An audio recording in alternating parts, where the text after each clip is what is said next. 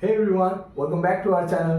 र आजको भिडियोमा चाहिँ हामी किर्चअफ्सको फर्स्ट र सेकेन्ड लमा बेस्ड न्युमेरिकल्स क्वेशनहरु गर्न जाँदैछौँ है त।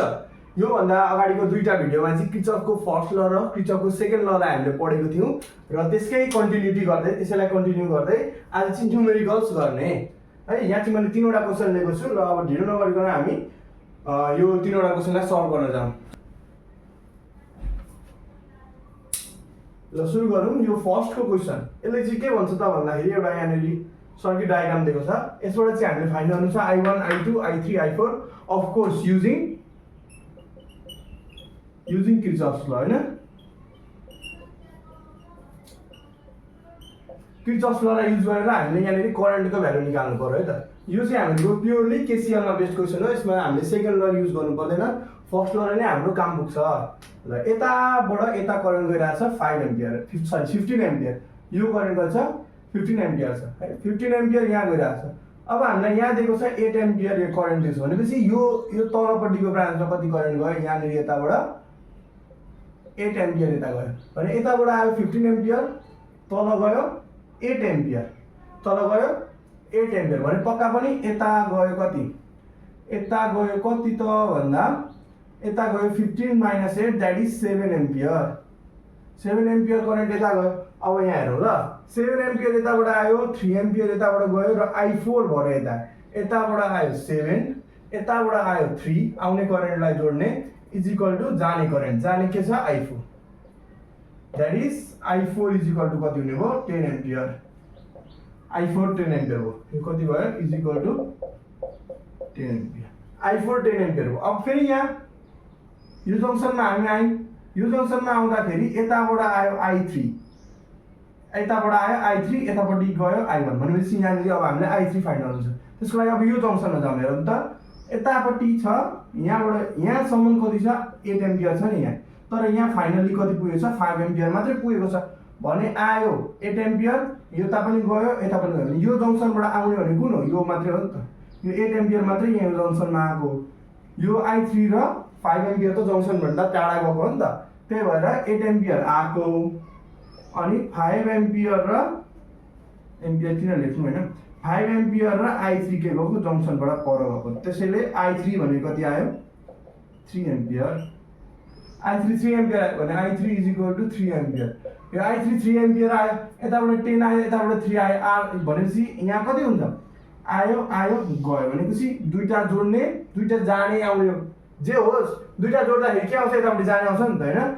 ल इज इक्वल टु 10 + 3 13 एम्पियर हाम्रो आयो जम्मै करेन्टको भ्यालुहरु है। Therefore I1 is equal to कति आयो 13 एम्पियर।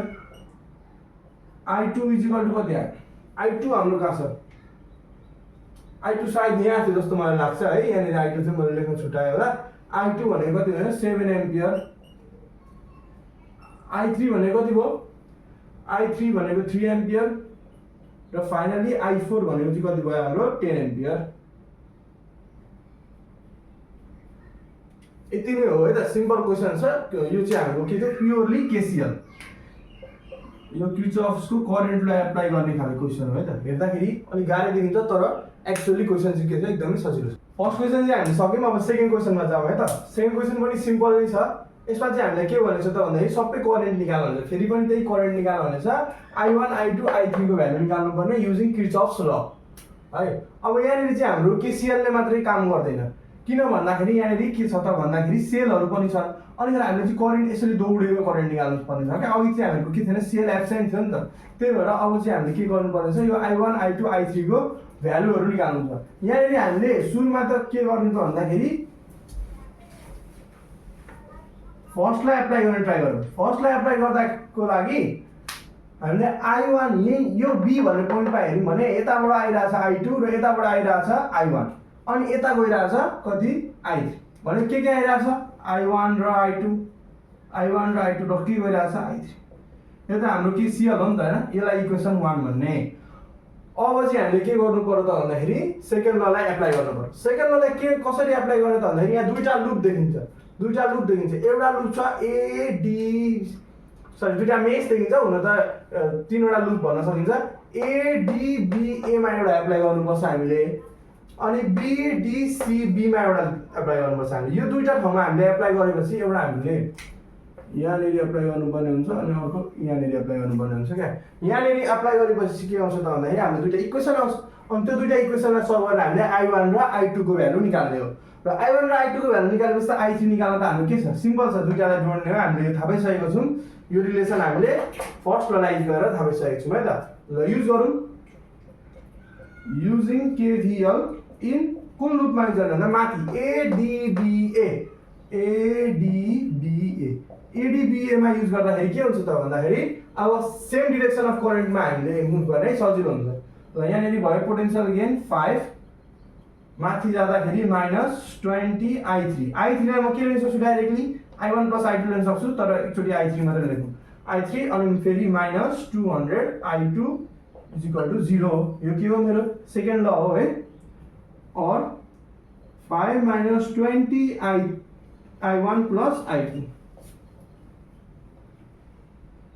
20 I1 + I2 -200 I2 = 0 और 5 - 20 I1 - 20 I2 -200 I2 = 0। यसलाई सल्भ गरौँ न अलिकति।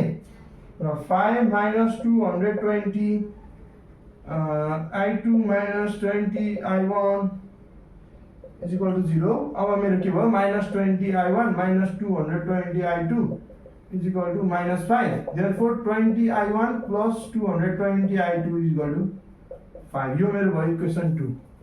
अब यस्तै गरी म फेरि युजिङ KVL इन कुनमा त भन्दा BDCB। अब यो फेरि BDCB मा KVL युज गरेर यस्तै खाले इक्वेसन निकाल्न खोज्ने है त, लिनियर इक्वेसन। ल माइनस यहाँबाट म जान्छु माथि -20 I3 -60 I1 र +4 = 0। अब के भयो हाम्रो यहाँ -20 I1 - 20 I2 -60 I1 = -4 और -80 I1 + 20 I2 = 4 है। यस्तो गर्दै जाने भएको। यो मेरो के भयो, इक्वेसन नम्बर 3। अब यो दुईटा इक्वेसनलाई चाहिँ हामीले सल्भ गर्ने है, लिनियर इक्वेसन सल्भ गर्ने हो। हामीलाई आइहाल्छ। सर्टकटको लागि चाहिँ हामीले दुईटा इक्वेसनलाई चाहिँ क्याल्कुलेटरमा सल्भ गर्न सक्छौँ है त। क्याल्कुलेटरमा सल्भ गर्नको लागि चाहिँ के गर्ने, मोड 5 र 1 गर्ने। मोड 5 1 गरेपछि त्यो लिनियर इक्वेसनको लागि आउँछ। र यो कोएफिसिएन्ट र कन्स्टेन्ट यही फर्ममा राख्नु पर्यो। यही फर्ममा यहाँ I1 छ भने यहाँ पनि I1, यहाँ I2 छ भने यहाँ पनि I2, यही फर्ममा राखेर सिधै हाल्ने। के गर्ने भन्दा मोड 5 र 1। ल म हाल्छु 20 220 र 5 र 80 20 र 4। यो गर्दाखेरि मैले करेन्टको भ्यालु पाएँ। मेरो I1 कति आयो त भन्दा अन सल्भिङ, क्याल्कुलेटर भनेर लेखिरहनु पर्दैन, अन सल्भिङ लेखिदिने। I1 =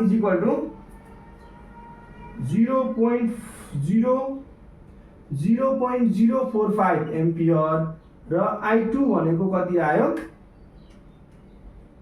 0.018 एम्पियर हो। I1 र I2 आयो भनेपछि के गर्ने, यो दुईटालाई के गर्ने, I3 निकाल्नको लागि I1 + I2 र दुईटालाई के गर्ने, सम गर्ने भनेपछि 0.045 + 0.018 त्यो कति आयो, 0.063 एम्पियर आयो है। यही हो हाम्रो एन्सर। केही पनि छैन। हामीले के हो, यो जस्ट एप्लिकेसन अफ किर्चफ्स ल। सुरुमा हामीले यो रिलेसन डिड्युस गर्यौँ किर्चफ्सको फर्स्ट ल युज गरेर, र यहाँ यो लुपमा हामीले के गर्यौँ त भन्दाखेरि किर्चफ्सको सेकेन्ड ललाई एप्लाई गर्यौँ र दुईटा इक्वेसन सल्भ गर्यौँ र I1 र I2 को भ्यालु निकाल्यौँ है त। सिम्पल क्वेसन छ। थर्ड क्वेसन पनि मैले यहाँ कपी गरिसकेको छु। र थर्ड क्वेसनले चाहिँ के हुन्छ, यदि पोइन्ट A मा चाहिँ पोटेन्शियल 0 छ भने पोइन्ट B मा चाहिँ कति हुन्छ पोटेन्शियल, त्यो निकाल्न भन्छ है। अब यहाँनिर थोरै हामीले अलिकति दिमाग लगाउनु पर्ने हुन्छ र किर्चफ्सको दुईटा ल लगाउनु पर्ने हुन्छ। थोरै दिमाग लगाउँदाखेरि यो 0 पोटेन्शियलमा छ भनेपछि पक्का पनि यो सेल हो है। यो सेलको यो प्लेट 0 मा छ भनेर बुझ्न सकिन्छ र यो प्लेट 2 एम्पियर हुन सकिन्छ। जसरी पनि पोटेन्शियल डिफरेन्स चाहिँ के हुनु पर्यो, यसको दुईटाको EMF चाहिँ कति हुनु पर्यो, 2 नै आउनु पर्यो हैन। 2 र 0 ले 2 नै आयो। अब यो त यतापट्टि 2 मा छ भने यो पनि 2 मा आउने हो, यो पनि 2 मा आउने हो। किन यो दुईटा त के भएको छ त भन्दाखेरि प्यारलमा करेन्ट हुन्छ नि त, यो र यो हैन, यो र यो प्यारलमा करेन्ट हुन्छ। मैले पोटेन्शियल लेखेको है त, पोटेन्शियल लेखेको। अब म के गर्छु, किर्चफ ल एप्लाई गर्छु। किर्चफ ल मैले कहाँ एप्लाई गर्ने जाने, त्यो भन्दा अगाडि जो बी को पोटेन्शियल निकाल्नु हुन्छ नि हैन, म यो बी को पोटेन्शियल के मानिदिन्छु, एक्स मानिदिन्छु ल। अब म यहाँनिर किर्चफ ल एप्लाई गर्छु। यदि भएन छ भने फेरि यहाँ पनि एप्लाई गरौँ ल। पहिला यहाँनिर एप्लाई गरेर हेरौँ र भइहाल्छ, किन भन्दाखेरि भेरिएबल एउटा मात्रै छ नि त हैन, यहाँ मात्रै छ नि त, त्यही भएर भइहाल्छ ल। यहाँबाट स्टार्ट गरौँ 4 4 किर्चफको सेकेन्ड ल एप्लाई गर्छु म 4। यहाँनिर अलिकति हेर्नु पर्ने रहेछ ल। यहाँनिर यतापट्टि यहाँबाट आयो 3 एम्पियर, यताबाट 1 एम्पियर भने यता कति आउँछ, पक्का पनि 2 एम्पियर आउँछ ल। -4 अनिखेर के गर्नु पर्यो, -3 × R1 = 0। यो रहेको त गयो, therefore 3R1 = 0 भने R1 नै 0 भयो। यहाँ रेजिस्टेन्सको भ्यालु नै 0 हुनु पर्यो भनेपछि रेजिस्टेन्स 0 हुनु भनेको के हो, रेजिस्टेन्स नहुनु सर हैन, रेजिस्टेन्स नहुनु सर हो नि। भने यहाँको 2 हुन्छ भने अब यहाँको पनि के हो, 2 नै ल। एकदम हल्ला क्वेसन रहेछ है यो त। मैले के गरेँ त भन्दाखेरि के गरेँ मैले, यहाँ सुरुमा मैले के गरेँ, यदि यो प्लेट 0 पोटेन्शियलमा छ है, यो पोइन्ट ए टी 0 पोटेन्शियलमा छ, पोइन्ट ए 0 पोटेन्शियलमा छ भने त यो ब्याट्रीको यतापट्टिको टर्मिनल पनि त 0 पोटेन्शियलमा हुन्छ, नत्र यो कसरी 0 पोटेन्शियलमा हुन्छ, यो 0 पोटेन्शियलमा हुनु, यो 0 पोटेन्शियलमा छ भने यसको त 2 हो, 2 भोल्ट हो यसको इएमएफ, यसको इएमएफ 2 भोल्ट हो भने यतापट्टि 0 भएर यतापट्टि 2 हुँदा केही बिग्रेन है, यो 2 हो, यो 2 हुन्छ भने अब यो र यो त योसँग प्यारलल कनेक्ट गरेछ भने यो पनि 2 हुनु पर्यो, यो पनि 2 हुनु पर्यो। यसरी बुझ्दा अब यहाँ पोटेन्शियल खाने केही छैन नि त हैन, पोटेन्शियल खाने केही छैन, यसको रेजिस्टेन्स वायरको रेजिस्टेन्स त नेग्लिजिबल हो, त्यो भएर पोटेन्शियल खाने केही पनि छैन। यो 2 हुन्छ भने यहाँनिर पनि 2, यहाँनिर पनि 2, तर फेरि यहाँ 2 भएन नि, किन यहाँ त रेजिस्टर छ नि, त्यसमा पोटेन्शियल ड्रप हुन्छ, अनि कहाँनिर 2 भन्दा मिल्दैन त मिलेन। अनि मैले के गरेँ, यहाँनिर किर्चफको सेकेन्ड ल युज गरेँ। किर्चफको सेकेन्ड ल युज गर्दा मेरो R1 0 आयो। R1 0 आउनुको अर्थ के भयो, यहाँनिर रेजिस्टेन्स छैन, यहाँनिर रेजिस्टेन्स छैन भने के भन्नु भयो, यो रेजिस्टरलाई हटाइदिँदा भयो, रेजिस्टेन्स छैन भने त कि सेम भयो नि, सेम भयो कि भएन नि, रेजिस्टेन्स छैन, पोटेन्शियल ड्रपै भने क्या, रेजिस्टेन्स छैन त पोटेन्शियल ड्रपै भयो नि, भने यहाँ जति पोटेन्शियल छ यहाँ पनि के हुनु, त्यति पोटेन्शियल हुनुभयो, त्यही भएर हाम्रो एन्सर हुन्छ 2 भोल्ट। 2 भोल्ट एकदम सिम्पल क्वेसन रहेछ है।